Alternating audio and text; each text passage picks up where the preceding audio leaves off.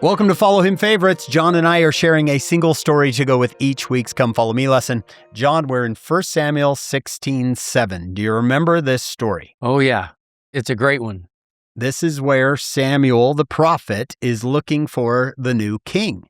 He's looking at all these boys who look like kings, but none of them are the ones the Lord wants. Then they find this young, isn't he a shepherd, John?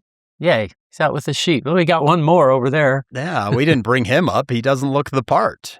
And the prophet Samuel basically learns the lesson from the Lord. I look on the heart. Man looks on the outward appearance. I look on the heart.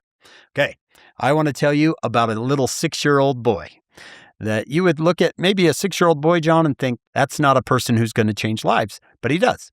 January 1998, 6-year-old boy Ryan Hurljack was sitting in his first grade classroom in Ontario. His teacher said something pretty simple.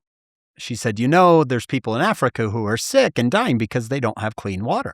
This struck this little boy, apparently. John, he was pretty upset. He went and talked to his teacher about it. He decided he was going to do something about it.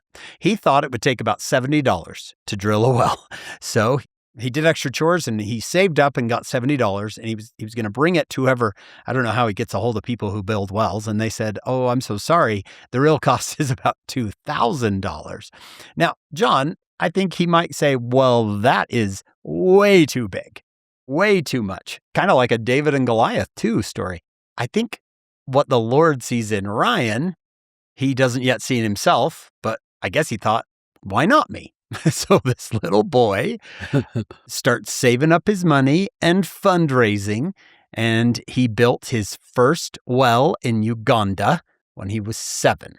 It's been over 25 years now, John, and the Ryan's Well Foundation, get this, has completed over 1,500 well projects, bringing safe water to more than 1 million people.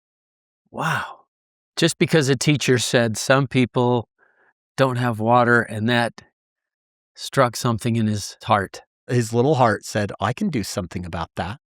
It's pretty fantastic. And John, not only that, but the foundation has raised over $1 million and also builds now latrines, keeping them a safe distance from water.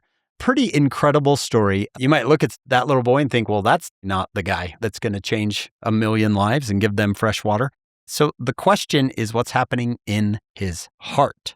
Man looketh on the outward appearance, but the Lord looketh on the heart. The Lord's like, yeah, I actually have a 6-year-old who's going to change the world a little bit in Africa. I'll start working on this.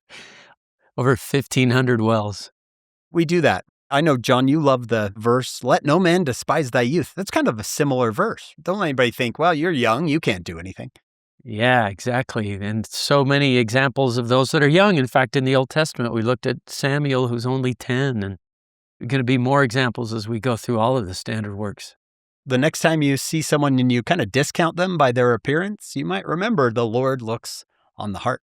Hey, we hope you'll join us on our full podcast. It's called Follow Him. You can get it wherever you get your podcasts. We are with Dr. Jeff Wright this week. He does a masterful job with these chapters. And John, if you remember, he tells a story about him and his son up in the mountains in the snow that you do not want to miss. And then come back here next week. We'll do another Follow Him Favorites.